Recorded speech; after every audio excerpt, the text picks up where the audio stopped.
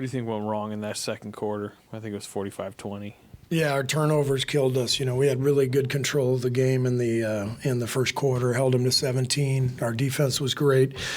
And then we just started turning it over. I thought Alvarado came in, put a lot of pressure on the ball, and we couldn't execute offensively. And I think they scored 15 points off our turnovers in that quarter alone. So that's where the game flipped for sure.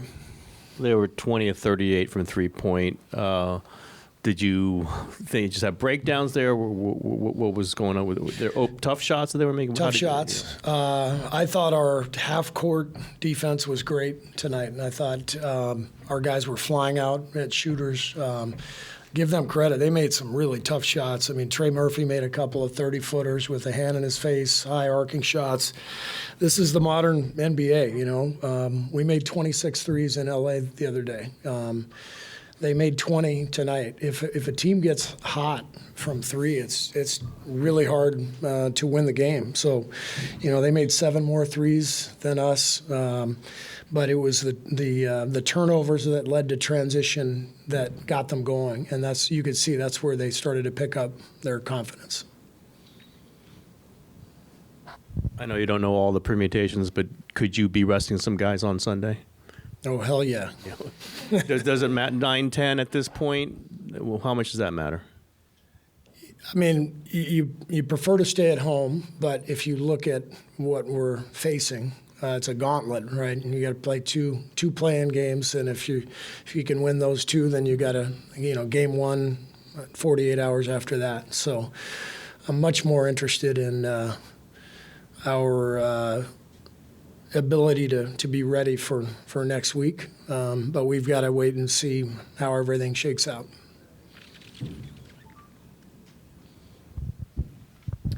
Steve, when Draymond is guarding Zion, when he gives you 12 rebounds and 11 assists, is the trade-off no shot attempts for Draymond? Do you live with that? The trade-off of... Draymond didn't attempt a shot tonight as he was doing other things on the floor. But you were talking about the Lakers game too, where when Draymond as a shooter, he gives you guys an extra boost as well. Yeah. I mean, I don't care if Draymond shoots or doesn't shoot. He does everything else. He was incredible tonight. His defense was so good. His competitiveness. I thought our guys in the second half, the way they fought. It was amazing to watch, just this competitive spirit and the energy.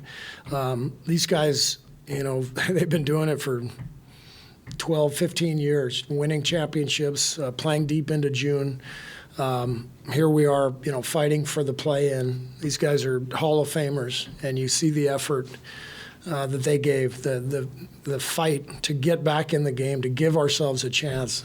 It's beautiful. It wasn't the result we wanted, but they showed you who they are, and they're going to do that until they retire. That's what makes them so special. That's why our fans love these guys so much. It's not just the skill; it's just the incredible will to win. And that team, New Orleans, they played an amazing game. And they had to win the game because of the way our guys fought. So disappointing result, but could not be more proud of our group. You mentioned resting players, and Steph did finish with 33 and hit some incredible shots down the stretch to kind of keep you guys in this and give him a chance. But again, kind of just on the fatigue level for Steph, and whether it's just shooting splits, or how much are you seeing that right now, and how important is it just to get him as fresh as possible for him? Yeah. So we'll assess where everybody is tomorrow and the next day, and decide whether to who to play and all that Sunday. But the back-to-back last night, and last night was a tough game. I think Steph played 36 minutes, so it's a lot at 36 years old, and every game we've played has been a playoff game the last couple of weeks. So and that's what I'm talking about. Just watching, Steph and all of the guys fight down the stretch to give ourselves a chance on a night when Steph was obviously struggling with the turnovers. For him to flip the game like that was more about his will than anything. Steve, with back-to-back games, what do you look for in the rhythm of a game to determine what you do, what moves you make, particularly in the second half? Every game's different. We look for matchups. We look at how we can attack a defense. We look at what's our best defensive lineup. So whether it's back-to-back or we're playing on rest, it doesn't really make any difference. It's we're just searching for how we're going to win the game. You mentioned Pajemski's plus-minus throughout the season. Obviously, been great. Minus 23 tonight. Was that part of the pressure was a problem? Maybe their guards. What do you think happened with him? No, I look at plus-minus as a more of a cumulative stat over the course of the year. If somebody is consistently on the plus side, that means something. But, one game, I think BP was out there in the second quarter when they went on that huge run. And I didn't think he played poorly at all. I just think, the game didn't go his way tonight.